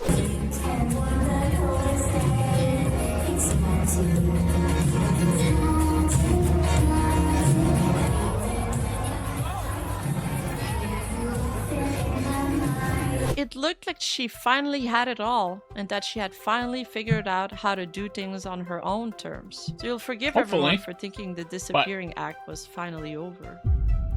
Although she stayed fairly consistent all throughout the end of June and July, and fans were ecstatic. On August 1st, she mentioned needing a few days to recharge as she was very busy. Fans were understanding. After all, this happens to every creator. And a few days gap was nothing compared to the month-long gaps they were used to. Saba then resumed streaming in August. She literally had a stream the next day of that tweet, actually, and remained fairly consistent throughout the month. But then, September started considerably slowing down. She only managed 5 streams throughout the month. On September 14, she gave another update. She was dealing with health issues over the past week, and she apologized for not updating them sooner. She thanked her fans for their patience and said she'd see them when she feels better. She livestreamed 3 times in early October and then fell quiet. On October 20th, she addressed it, posting, "Yo-ho! I know it's been rather quiet over here at the lighthouse, just been chugging along. I wanted to check in with all of you. I hope you have a good Monday." And yet about a week later, on October 20th, she was back on the grind with another Alien Isolation stream, followed by another stream the very next day and a Repo collab on the 30th with Doobie and Lemu. And then she even streamed again the next day for Halloween, revealing a new scary costume. She was pushing through, she was doing fairly well. Her fan base were blessed by a karaoke stream on November 2nd, and then another Doobie Lemu collab on the 7th, and then a Leaf It Alone stream on the 9th, and then total silence. On November 19th, she posted, So there are a lot of conditions which can leave you like chronically locked in bed. One of the things that actually got me into VTubing finally, aside from wanting to, be a content creator since I was a kid, and having art skills and art that I wanted to make use of. I had a really negative reaction to a medication that I had to be put onto. That basically, you know what lockjaw is? Well, take lockjaw and then course it through your entire body. Nothing could move without severe, immense pain. I could not lay down, I could not stand up, I could not sit, I could not speak, I could not shift or move without agonizing pain. It was horrible. It took me ages to get up from my bed and walk to the other side of my house, which was only like I don't know, 100 feet or something like that. It was not good. It was very not good. So I had to take a hiatus from work. Thankfully, I was able to get some sort of, like, pay while I was off sick like that. And while I was down for the count, I figured, you know what? Once I was able to, obviously, start making things happen, I figured, you know what? Why don't we try to make this happen? I have all the information figured out and everything. Let's just make it happen. Saba probably has a condition similar to that, but it's not an allergy. It is literally just baked into who she is. So she probably takes advantage of her times where she's good to go and stream and stream and stream and do a whole bunch of shit. And then once it becomes a little bit too much, she has to lay down. That might be the type of person she is. It's hard to say. And it's pretty much just she needs to communicate, and maybe giving a little bit of context to what's going on would help. I understand wanting to keep your situation completely anonymous, and who knows, maybe telling people what it is that she's going through would, be a little bit too telling as to who she is as a person, but it could probably go a massive way to helping people understand why it is that you're taking so much time off. Sorry for the late notice, but streams and activity will be spotty for a little while as I deal with some health-related issues. But as soon as I feel well and able, I will pop in. Thank you always for your patience. It was clear that she was still struggling with health-related issues. And still, fans stayed patient. At first, they told themselves it'd be a few days, and the gap kept on stretching. A few days became a couple of weeks. The couple of weeks became most of a month, and somewhere in there, the tone of the waiting changed. The patience started curdling into restlessness, especially with the holidays coming up. Because if you come from a corporate VTuber culture, the big holidays are sacred. The Christmas streams, the New York countdowns are company-wide events. That's when your favorite shows up, no matter what. So the fans waited. Surely she'd be back for Christmas. Some of them still believed. But yeah. Christmas came and went, still no words. And then, just a few days after Christmas, she tweeted, "Yo ho ho! Merry Christmas and Happy New Year, gamers! Thank you all for your patience with me throughout the year as I learned to navigate some recurring health issues. I'm still learning. Sometimes I'm good at balancing things and other times I'm terrible at it. And my health and productivity suffers from it. It's so easy to feel down when my body also feels like, well, shit. But in the end, so long as I get back up again, I'll do just that and keep her going as best as I can. Just my old lady light keeper pace. I'm so lucky to be supported by such kind friends and folks. Thank you all so much." The majority of her fan base received this message positively and wish her the best, and those are the ones you want to cater to. However, a negative voice in the crowd can slowly convert the patient ones and the the good ones. frankly, they were just happy to get news from her. But on the other hand, some others weren't as understanding. Yep. And you want to know what the interesting thing is? If this person here probably has never really watched a Saba stream or Gura stream. Probably are literally only following this just to kick up shit. Particularly on forum boards where some displayed more than a large amount of skepticism, while others just made the jokes that gets made every time a VTuber disappears. There was even this wild theory at one point that she had timed the update for the 20th on purpose because that's when most people's membership renew, so it's the day they decided whether to resubscribe or not. I swear one of these days I'm gonna lose it with what people type online. But regardless, fans hoped Saba would... Like I said, people will make something up and then run with it. They don't care. They just want to have like an answer or make an answer that people will accept, even if it's not coming from the person that's making it, or even if it's coming from the person that's supposed to come from. If it's not there, like, oh my god, I'm so tongue-tied. Sorry guys, it's like super early. Saba's not giving it any answer. So random people will give answers in order to get the Saba clicks. There you go. Stream for New Year's Eve. Then New Year's Eve came and went, and there was no words from Saba. Some did not take her skipping out on New Year's Eve well. However, she did surface again in January. Her first stream was back on the 13th. 4 streams over the month. Not much, sure, but enough to make people think that maybe the worst was over. On January 26th, she popped up as a surprise guest at Vince Fantome's concert. That was huge. And on February 5th, she announced a new merch line. And the same day, a pop-up event in Tokyo at the Anime Plaza in Shibuya, alongside another VTuber, Kurage Roa, who older fans will tell you used to be Shion from Hololive. So once again, a Hololive reunion in everything but name. A whole event, merch, a venue, a collaborator, and most people were genuinely excited for it. Except this particular event kicked off its own round of criticism. First, the familiar one resurfacing, that Saba only reappears to sell merch. You gotta admit, it's a good gig. She basically doesn't have to work, and she can quickly pop back in for cash boosts when she needs it. Well, this is a misconception to the content creation thing. Your job isn't done once the camera is turned off. If anything, the camera turning on is your break.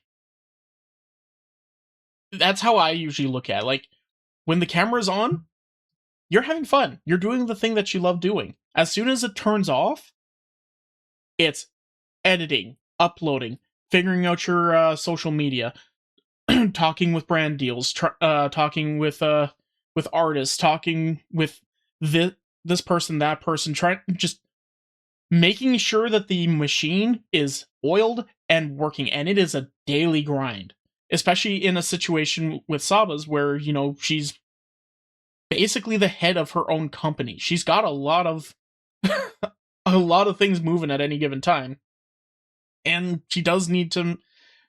And she's got this weird notion that it has to be similar to like a Hololive production, where, you know, there's brand deals and pop-up cafes and all this other sort of thing going on.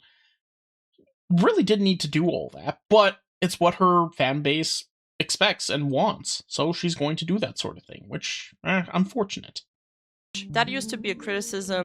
Oh wow, look who's finally streaming, laugh my ass off. I guess she needs my Of her all the way back when she probably, was but at the Gura. same time, Some not really. decided to take it further. If she's well enough to tweet and put together a merch line, she's well enough to give people what they actually want, which is streams. And second, the criticism centered on one specific item in particular: a happy. What happened was that the basic version, priced around $69, sold out. So the only one left was the premium version, a much pricier product, over $200. And people got upset, assuming her fans have shown nothing but unyielding kindness and patience for her. As a thank you, she decided to raise the price of her merch. She didn't do... It was a premium version. Of course it's going to be more expensive. That's just how that fucking works. And chances are good she probably didn't even, like, decide on the prices. Once again, she's a manager of a company. She's got people who are probably working on this sort of thing in order to take care of that. Well, once again, don't get it twisted or anything like that. I'm not apologizing for her. I'm not trying to put her down or anything like that. But people will make up their own narratives and then make things worse or better than they are. And the internet is a toxic place. Once again, if you're trying to get into content creation, do it. Give it a try. Give it a try. Trust me, it is such a fun and rewarding feeling to, you know, go live and have people be ready to say, hi, how are you? How's your day been? It's really nice. Plus, you can get paid for it. And people really need to get it through their head. You can't do a passion thing without wanting to get paid. You can't. As a kid, you can, because you don't have any requirement for money. You're a child. But once you're an adult, unfortunately, you have to be able to do things that will pay. Yeah, you only need so much, but unfortunately, Saba has an organization that she's needing to feed as well, not just herself. So she's needing to do things that will, you know, pay the bills. And if she can't go online, she's going to have to make merch or other things in order to, you know, make up that difference. It's just how it works. Just because somebody's needing to do things for money doesn't mean that, you know, they're any less faithful to what they are. She jacked up the price of her merch. But that wasn't it. It was simply a different higher-end item. And I doubt she had much say in the pricing at this pop-up anyway, since the numbers are one-to-one with Roa's merch sitting right next to it. As for only showing up to announce merch, these things are planned months ahead, and they're usually contractual. Even if Saba was in a rough patch health-wise, she'd still be on the hook to promote this particular line because it's a collaboration with a third party. But still, more people were happy than unhappy. And then, finally on February 7th, 2026, she went live. Nobody knew at the time, but that would be the last stream she'd have. The hope rolled forward one more time to Valentine's Day.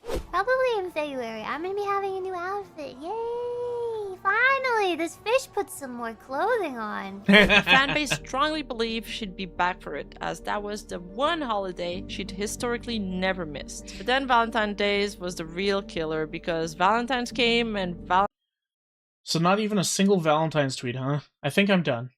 I'll still watch her streams, but it's stupid to Kamiyoshi her at this point.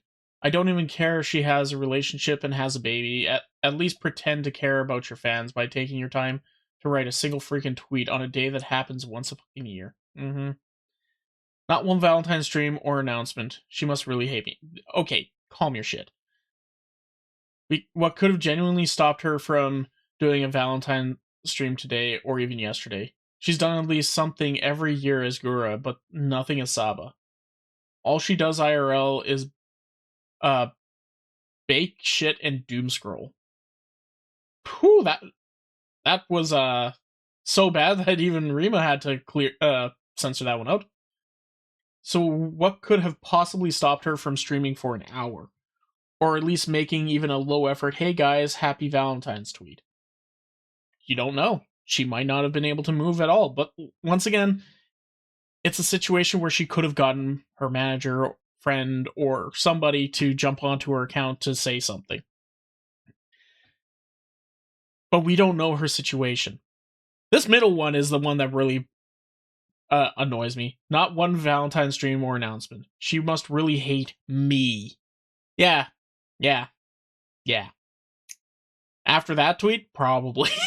Valentine's went and there was no Saba. And after that, there was nothing at all. And then March, April, and the better part of May trickled by with zero communication from her. Fans started obsessively tracking her streams and comparing zero communication from her. Fans... Oh, netizens. All breaks over 30 days. Okay, I'm started not going to go through all obsessively that. tracking her streams and comparing them with breaks she took as Gura in the past to try desperately to find an answer or establish some kind of correlation, until one Twitter post blew the lid off everything. It all started with a single post of someone deciding to cancel their membership. They tweeted, I told myself that if she didn't stream or even make a community post by the next time this renews, I would have to cancel it. But this really is such a hard decision for me. I want to keep supporting her, but Immo, it is a little screwed up to just go AWOL without any notice. There isn't a single other VTuber I know who would take this many frequent hiatus and not even make a post. I'm not even asking for much here, just a vague, sorry about a lack of content, personal things happening, but we get nothing. Maybe I'll change my mind in the morning. But for now, I just feel kind of sad. I've been a fan of her since her first incarnation, and it just sucks to get basically nothing from a content creator I enjoy. Like I said, I'm gonna sleep on it, but for now, this is where it stands for me. And I know y'all don't really care, but this is my social media. I'm going to vent my feelings if I want to. Saba at this point hadn't streamed in 2 entire months. And that tweet just sparked an entire discussion that lasted for days. So there were people airing out their grievances, such as, it's really funny how Saba left, came back to announce overpriced merch, and then left again without another word. This tweet got over 1.5 million views. And just to be clear, the discussion that followed wasn't just her fanbase. Saba discussions have always pulled in casual viewers, onlookers, rival fanbase. Yeah, and once again, that's just how it's going to be. the people who are like the most vocal and toxic in a community aren't even part of the community a lot of the times. They have no idea what's going on in that community. They have no idea what's going on with the creator. They have no idea what's happening at all. They just see something they can dogpile on and just get ready to jump in full hog. And that's just how some people are. They just want to see the world burn. You want to know the difference between Saba and Mori or Kiara? Mori and Kiara communicate. They let people know ahead of time and post regularly on Twitter during. Saba doesn't have to stream, but keeping memberships open while she doesn't stream is scamming. Not necessarily. It is, like, at the end of the day, a creator is going to leave their stuff open, and it's up to the people to decide whether they're going to support or not. It feels like it's fucked up, but, like, it's not really that big of a deal, in my opinion. However, she should really put out some sort of information.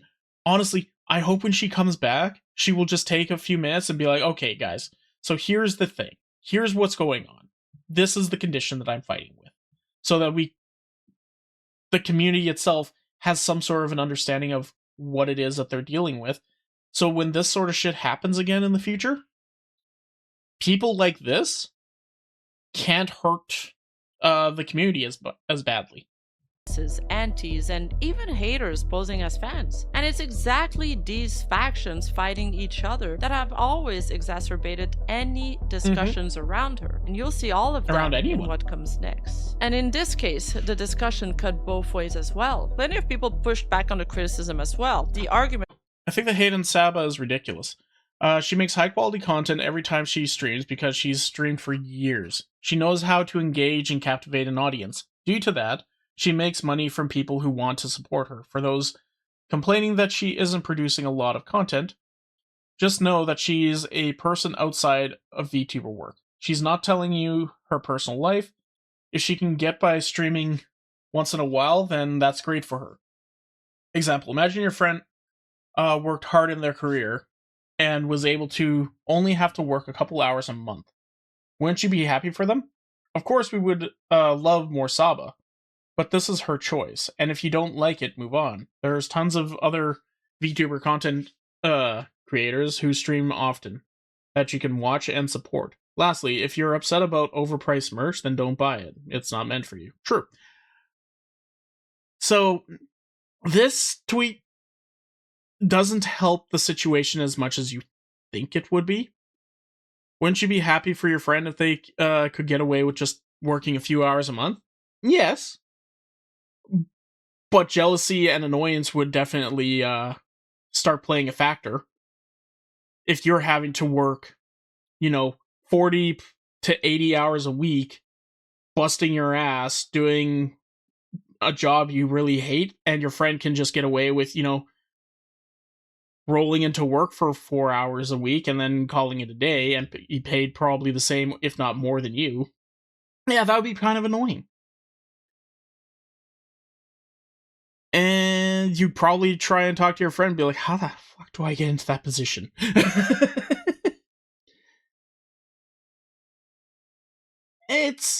This is a cope tweet. This is definitely a cope tweet. It's a good tweet, but it's not helping the community as well as you would think it would be.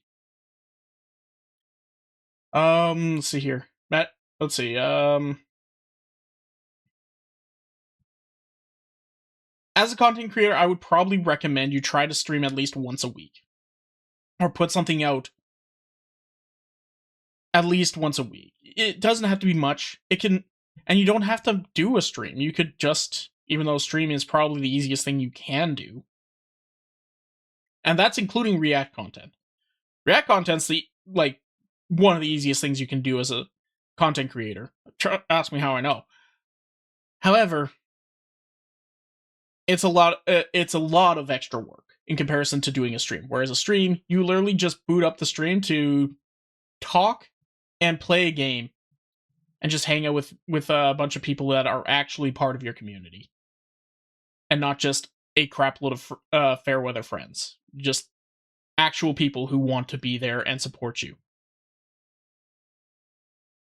Whereas with the React content, whether I'm sick or not, I sit down in front of this computer and I record as many as I possibly can in a day, and then upload them and all that. So technically speaking, this one, doing the React content, technically a little harder to do than streaming.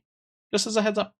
Being, if a friend of yours landed a job where Not by they were much. successful enough to only work a few days a month and still get by, you'd be happy for them. So why aren't you happy for her? Others pointed out that membership doesn't buy you access to her, but one tweet in particular raised, Well, it gives you access to her content, and if there's no content going in, I feel like I'm going crazy seeing all these people roasting this post when a peak of membership is literally live streams. She doesn't owe you anything is true in most cases, but her content is one of the promised deliverables. So it's fair to be frustrated and express that. It's true, yeah. It's perfectly fair to be frustrated and to express that. So long as, you're not just going out and being, toxic and shitty about it. If you're frustrated, drop the sub. Put your money where your mouth is.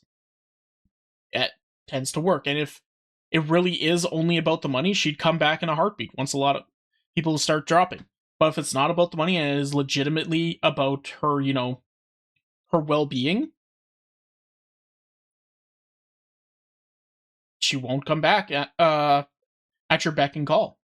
a sharper question. Does Saba owe at least one membership stream as a perk for paying members? As one of the perks listed on her memberships are members-only live streams. And here's the ironic part. Back when she debuted and was streaming constantly, people blamed Hololive, the corporate obligations, the pressure that was wearing her down. But now that she was independent and barely streaming, the same logic flipped completely. Maybe Hololive was actually the thing keeping her going this entire time. And so they started blaming her instead and praising Hololive. Most of the criticism slung at her during the stretch boiled down to one accusation, that she was using her fan base as living wallets. Saba/Gura was always a piece of shit. She really doesn't have to. She really doesn't have to. For a perfect example, I have 3K subscribers on my YouTube at the moment of recording this, right? My YouTube, without people donating or anything along those lines to it, which barely anybody ever does, makes a half decent amount of money, even with, me only getting a few hundred views, maybe 1,000 views to a video once in a while. It makes a half decent amount of money. Imagine that, but you're getting like millions of views per video per month, regardless of whether you put something up or not. Trust me, she doesn't need your donations, more than likely. Shit, and the only reason she left Hololive in the first place is that they dared to demand she actually do her job instead of sitting at home collecting royalties. I and others predicted that she would do the exact same thing once becoming an indie, and here we are. Saba/ Oh, you're so brilliant, you're so smart and clever and so wise, good job. Back to Reddit with you. Gura/Senzawa was basically playing the card of I'm too sick, tired, etc. to stream, so please continue to support me, ooh, for the past 6 years. I get saying, well, she isn't obligated to stream for you, but you are a streamer. It's insulting to fans to just not stream. And another said, stop giving her money and see how fast she comes back. She is literally using y'all as a wallet, lamau. I've never seen a VTuber this blatant about not giving a fuck about their fans. The only achievement of those who left Hololive like Gura or Aqua is that they kept slacking off unchanged even after going independent. So it's the faction who brainlessly defends them with not streaming is the management's fault has finally disappeared. Imagine having over 1,400,000 followers and just ghosting them. And a lot of it wasn't even just aimed at her anymore. What was that? That is funny. This is why I don't waste my time watching or being a fan of VTubers. It's just they will always be fine for a long time, and then, oopsies, I accidentally assassinated my own career, teehee, and exposing that all VTubers do is take advantage of their audience. Now, there are a lot of VTubers who have done this in the past. There are a lot of IRL streamers who do this currently. Hell, there's a lot of them who do it blatantly and in your face. It's not an exclusive to VTubers thing, it's just, unfortunately, there's been an alarmingly large amount of them who've been popping up as of late. But at the same time, this guy doesn't even watch VTubers. They're literally just dogpiling on on the situation. That's all. Your best bet is to, honestly, Twitter, Blue Sky, Reddit, they're all cesspits. Your best bet is literally just not even engaging with any of them anymore. They're good places for information, but they're also really bad for a lot of bad information. People just read. I'm just going to join the slander. Meet potential #1 VTuber. Hololive was holding her back. She released merch. She will shill it on stream. Yes. I'm sure she will pay the next play the next friend's slop with Ami. Her 3D concert will break VTubing. 0 monthly streams, 0 song covers or / original songs, 7 hiatuses. Give me liberty, give me fire, give me 5 streams a year, or I retire. If and when, but never is. No stream takes money without working. For the usual internet insults for her fan base as well. They call them cucks, loser, simps, incels. However, amongst the memes, the anger, and the people arguing back and forth, some people pointed out something more legitimate. They believe that at the very It's more than reasonable to expect some kind of communication from someone you financially support. Yes, I fully agree.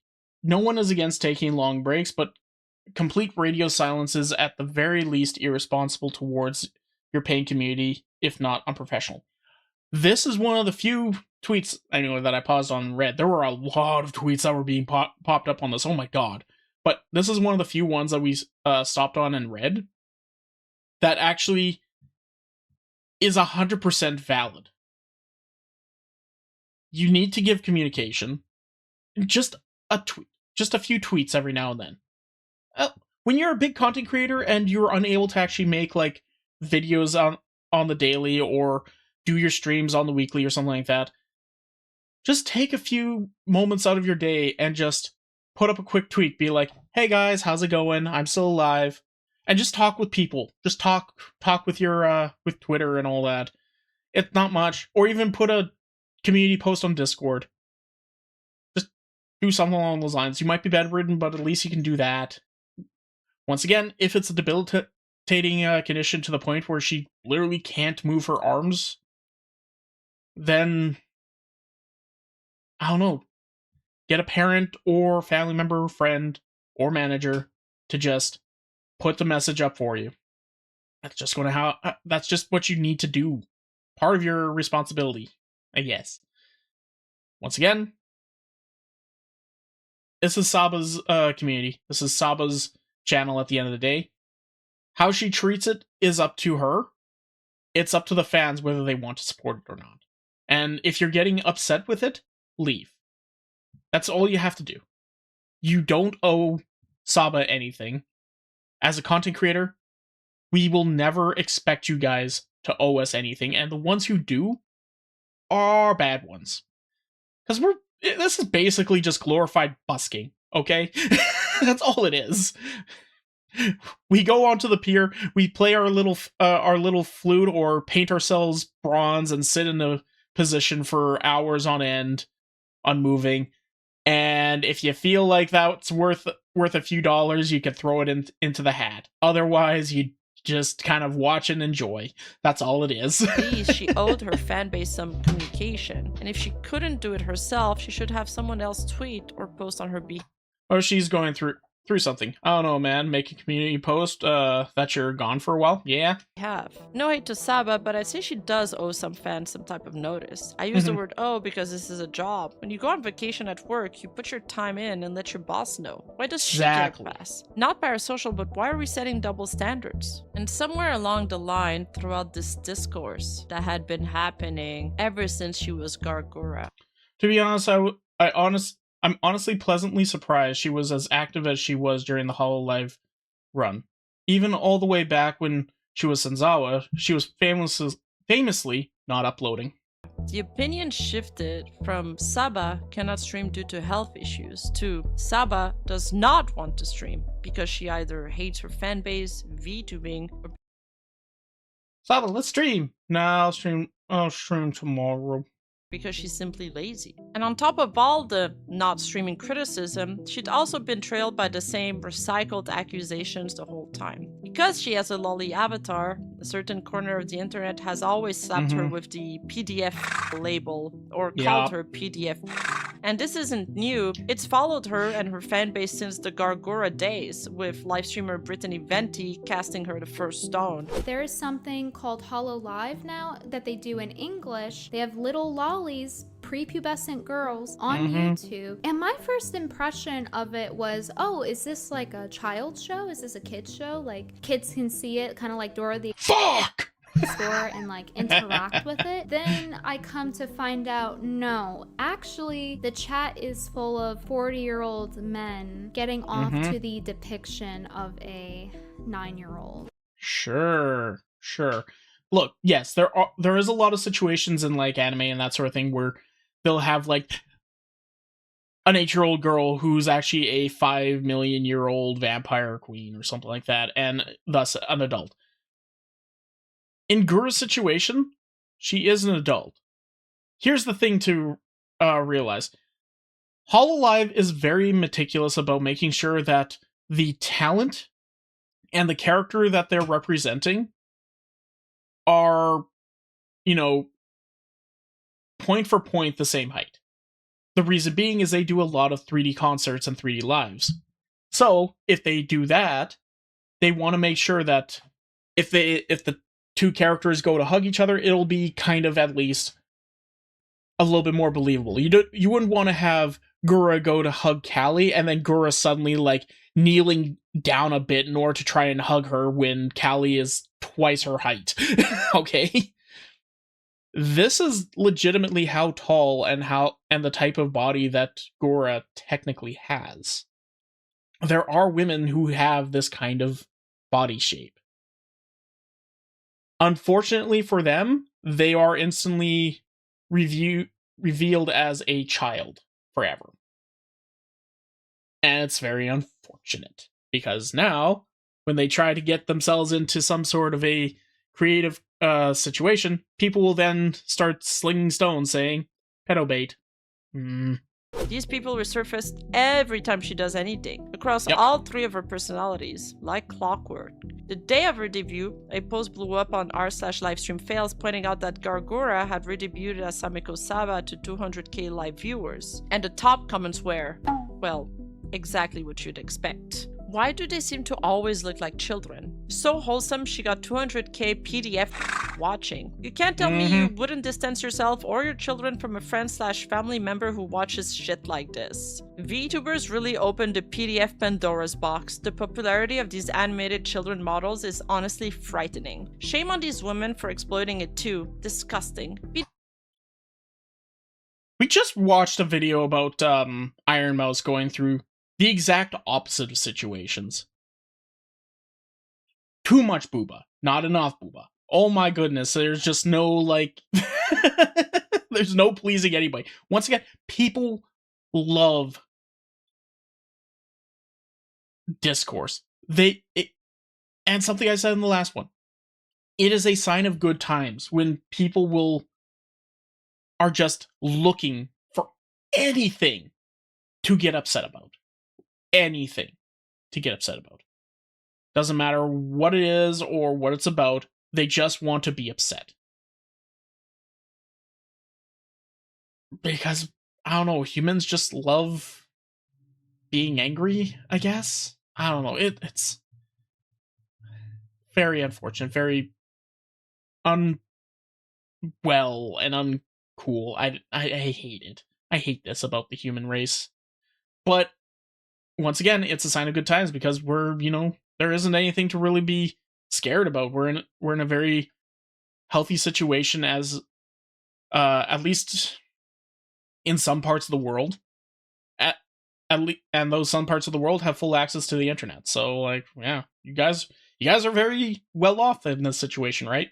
DF is back. Can't wait for the drama from the jealous small VTubers. I'm pretty understanding of most things in life, but being over the age of like 15 and watching something like this is just weird. Really, really, really fucking weird. Her silence didn't just anger people. It left a hole others exploited as well. Okay. I was about to say, didn't you have like an anime profile pic? Well, since Saba doesn't have an official Discord, she never did. In fact, most of the ex-Holo members don't have a fan Discord as well. Well, except for Doobie. This is probably to put some healthy degrees of separation between them and some of the fans. Like it. Day 71 of posting here until Saba posts something. Saba, it's really starting to feel like this entire journey of mine has been for nothing, especially as of late. But I'm not going to give up on you yet, so keep living your best life, and I truly hope to see you soon. To attach. Anyways, the absence of a centralized place that is moderated for fans created a gap in her case. And this gap is often easy to fill for impersonators. Lately, especially, Hololive has been getting tons of impersonators. And around the holidays, someone ran a fake Secret Santa scam pretending to be her, with a wish list that conveniently included a Nintendo Switch 2 for the scammer. There were real fans that were missing her and who donated actual money to it before anyone figured out that it wasn't actually her. And then there was once again, the only time a creator should ever or will, like a half decent creator that's worth their salt, the only time any of them will ever like legitimately ask you for money, like they will make the joke. They will make a joke of like, okay, no, I'll do this stupid thing for you if you donate 1,000 bits or something like that. Or, I don't know, 5 gifted subs and I'll do this goofy thing. That's part of the job. That's fine. That's fine. Because a lot of their income comes from that sort of thing. But the only time they will be like, hey guys, I'm really short on money. Could you throw me a bunch of money for nothing? I don't think there's ever going to be a situation like that. And the ones who do that, in my personal opinion, you should leave that stream instantly, because they don't care about you; they care about your wallet. Saba, I don't think, has ever done that sort of thing, and the only time that they're ever going to actually ask for your money is when you're going to get something in return, i.e., merch. You're getting something back for your hard-earned cash. You're getting something physical, and then the money will then go to not just Saba, but also the people who made it. Thus, you know, fueling a machine. Like, there was a little while ago where somebody online, I can't remember which streamer it was, maybe Pokimane? I can't remember. I'm not going to say 100%. But they were like, I'm live and I'm entertaining you guys. You should all give me at least $5, and if you can't, you're some sort of broke boy. It's like that was a little on the shitty side. That's fairly well on the shitty side. But if you're going in there and be like, okay, guys, I'm not going to do this stupid thing. It's really silly. Why would I ever do that? And somebody would be like, how much to do it? I don't know, like 25 gifted subs, and I'll do the stupid thing. And somebody drops 25 gifted subs, it's like, okay, fine, I'll do the stupid thing. Whatever. the TikTok account called Sameko Saba that's been restreaming her old YouTube VODs live, pretending to be her broadcasting in real time. People showed up to the live streams thinking it was her and donated to her through the TikTok app, which in turn had people criticize Saba for not doing enough in terms of communication to protect her fans from legitimate scams. Okay, unfortunately, that's nothing that Saba can deal with. That is literally your own stupidity at that point. Okay, that is legitimately your own stupidity. But then, just as everyone has started giving up hope, Almost a month after the viral Twitter Suspected alcohol post, again. Saba finally addressed it in a member post. So here VTuber etiquette says you don't leak paid content, so I can't put it directly on stream. I can only talk about it vaguely. But she clarified a few things worth repeating here, mostly because it reads like a direct response to the criticism she's been getting. She first off opens by confirming what a lot of us already suspected, that her health hasn't been good. She says she has a chronic illness that isn't improving and that she's been feeling the worst she ever has, and that she'll get into it more when she can, but it gets her really emotional. She also says she's pausing memberships on May 25th. That one lines up pretty directly with the loudest complaint, that she was still collecting money from members while she stopped streaming. She also promised a longer public tweet in the coming days to lay out the whole situation. And most importantly, she addressed the criticism at the center of it all, the communication or lack of it with her fans about what was going on. And this is the most important part, as her silence is enabling bad actors, as we've seen throughout the video, to fill the space with their own narratives instead. At the end of the day, she said it plenty times that she's been dealing with a chronic illness on top of the pressure of fame and having to perform. Me. All of you are looking at me.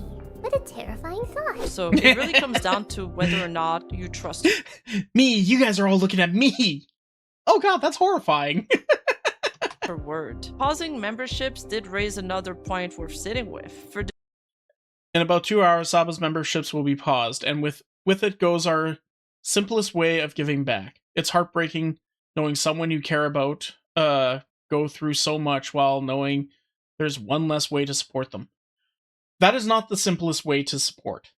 Your best way to support a creator, or the simplest way, I should say, to support a creator, is to just watch their videos, to just watch what they make. That's all you have to do.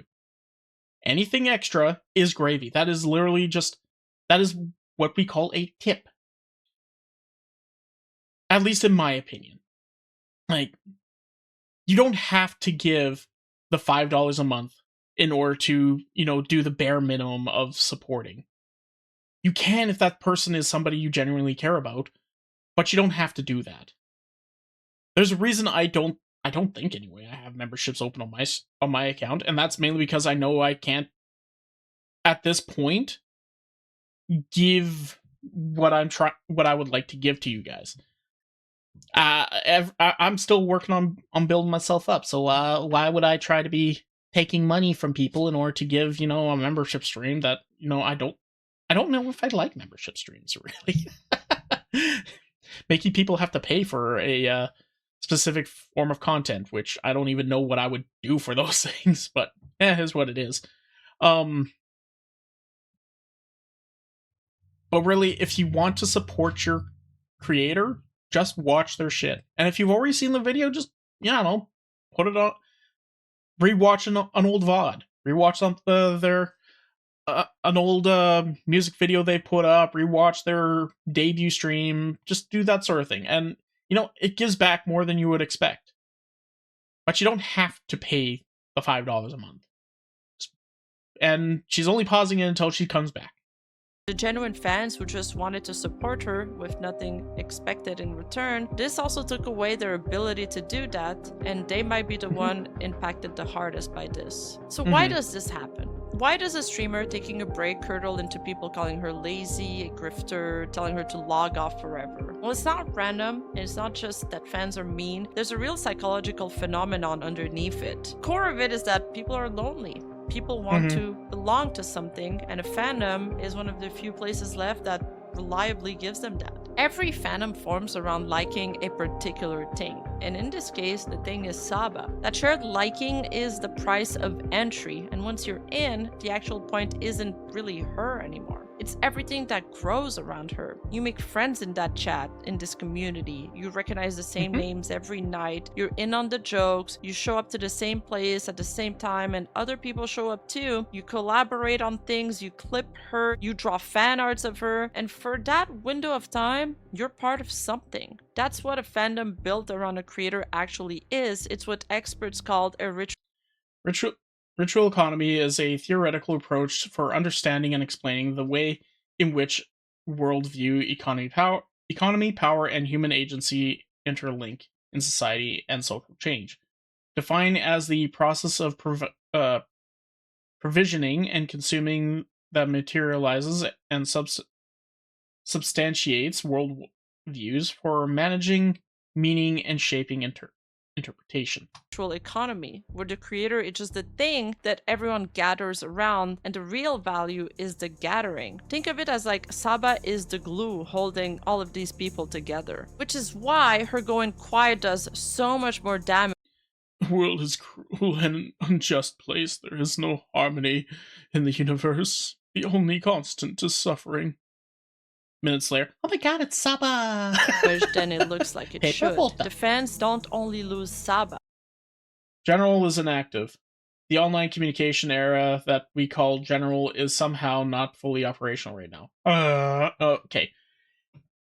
In one of the popular online messaging services called, you know what? Dead chat. Never mind. Just not reading that. The group Too small. When the stream stops, the chat thins out, the routine dissolves, the friends you only ever saw in that one place drift apart, and the whole little world that formed around her starts to come apart. For a lot of these people, that world had become the main source of belonging. It was part of their identity. It was more load-bearing than anything in their offline life. So her silence doesn't just land as a show going on a break, it lands as a community dissolving, and as the specific person who could have kept. This is just another example of these people babying VTubers who are grown-ass adults.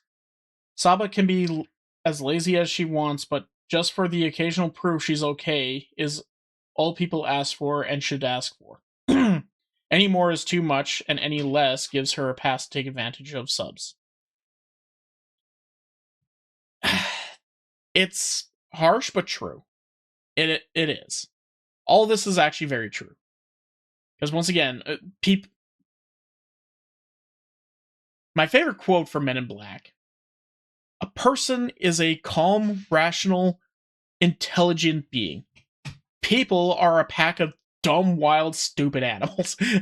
That's not the exact quote, but that's pretty much the gist of it. When you put a person into a group of people, they start to become dumber. It's weird how that works, but it's true. And when people don't get the answers they're wanting, they start making up answers and running with narratives. Together, simply choosing not to. The fans might feel like they're losing part of their identity, losing her. And so, slowly, they start resenting. I don't know why people are in denial for the possibility that Saba might simply be lazy and she knows she will gain money even if she does not stream. Like, she does not even care to give a statement, and you're gonna sit here and defend her. Says the person who probably doesn't watch any of their streams, and probably isn't even part of the community. Her more and more, and feeling like it's her fault. And that also explains why the same hiatus gets different reactions from different. Bro, when will she come back? Why hasn't she streamed? Please take all the time you need for your health. We will wait for you. Literally the exact same person. Oh wait, no, never mind. No. I saw the two names and my brain auto-filled them. Saba fan upset. Super Saba fan 123. Viewers. Some of them just shrug and say, well, I'll just pause my membership and restart it whenever she starts streaming again. But some others have total meltdowns. It also tracks with people's attachment styles. A securely attached viewer takes a break as a break. But for a viewer whose whole sense of belonging was wired into that community experience, they will take the abscess as something closer to. Why does she lead on her fans? Do that. So I will see you when we are going to do a membership. Do a members is probably going to be next week. Streamed 1 month ago. Why does she lead on her fans?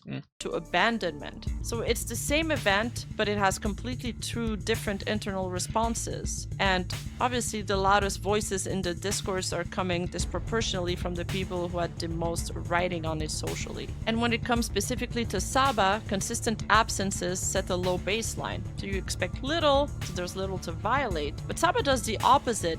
She comes back, she's great, the community reassembles, everyone reinvests, and then it goes quiet again. And then it repeats. And each return rebuilds the anticipation and redeposits everyone in investment right before the next silence wipes it out. It's not just the absence that does the damage, It's the intermittency. It's the feast or famine mode that she trained her audience to be on. You feel like you want to do so much, right? And you know people Mm-hmm. expect certain things from you, but maybe you expect things of yourself. And you feel like you try and you try, but maybe you're not doing enough for yourself, or you feel like you're doing what you can, but still doesn't, like, it's too much. You like take a moment and you just say that you are doing the best that you can, and that's all you can do.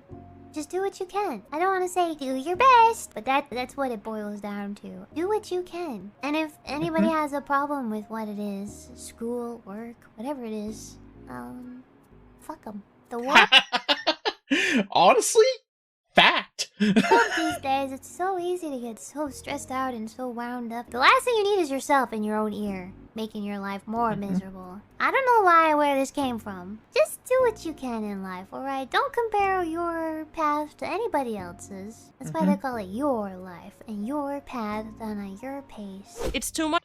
It's true. Like, pain is relative. Yes, you can always say you, I don't know, your arm hurts or something like that. And somebody can look at you and be like, well, you might be complaining about your arm hurting, but did you know that there are people in Africa who are starving? Or, yeah, well, my leg has been hurting, I'm still going strong, blah, blah, blah, blah, blah, what's wrong with you? Cool. This is your pain. If it's debilitating for you, you have a different pain threshold. That doesn't mean that you should just, not do anything about it. But that just means that, okay, this is a problem for me, I need to get this checked. And if anybody's trying to tell you, don't bother, other people go through way worse, well, good for them. They're not you. You have the ability to go get it checked out. And if you are concerned about it, get it checked out. And at the end of the day, all this negativity, all this pain and shit that's being thrown at Saba currently, Saba's throwing probably just about as much pain at herself for how much she's missed and how much she's been unable to be online with you guys. You know that, right? She wants probably to be online. She wants to be with her community. Because once again, like I said earlier, a VTuber's or just a streamer's time off is when they're online, when they're playing games with you guys, when they're talking and hanging out, when they're able to just let loose and be themselves. Once that camera turns off, it's all the other grunt work that you're having to deal with afterwards. Or, the rest of life that you're having to deal with afterwards. So don't think that, streaming is the hard part for her. I don't think it is.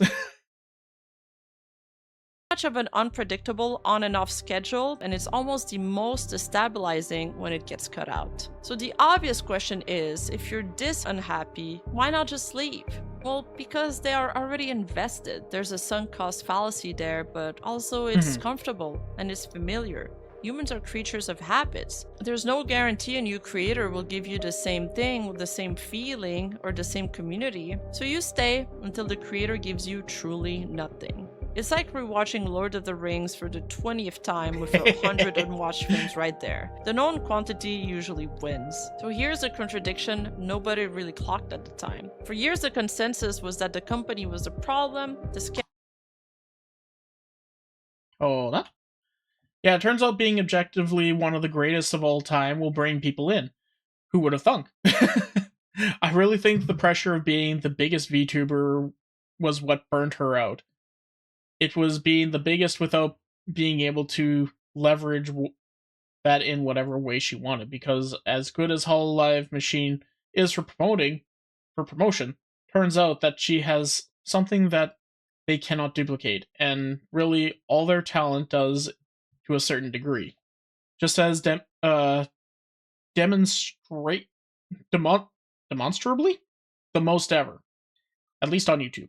The schedule, the obligations, the machine. Go independent, the thinking went, and you'd finally get to do this on your own terms. And a lot of talents did exactly that, and it worked. But on your own terms also includes the term where you're not okay, where you go quiet, where the answer to when's the next stream is sometimes just nothing for a while. Independence was never only the freedom to thrive, it was also the freedom to disappear. We just tended to picture the first part always. So the question the whole Saba situation keeps circling back to isn't really about Saba, is it? It's what we actually want from the— And not many people are actually asking, what's up with Saba?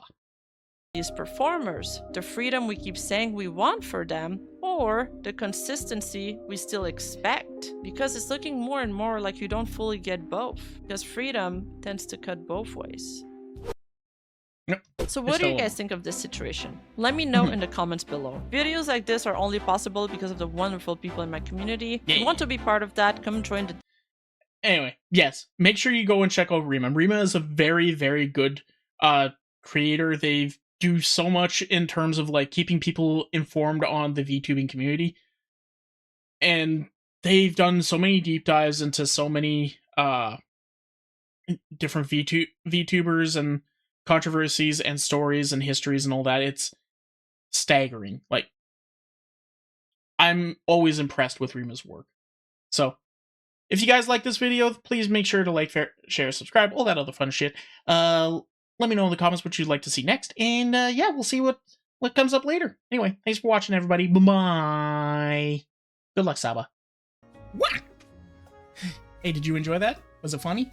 Well, come and check it out live over on twitch.tv/freeform_art. Make sure you put the _art. We have lots of fun there. We enjoy ourselves, and we want to see you over there. So come on and hang out. See you in a bit.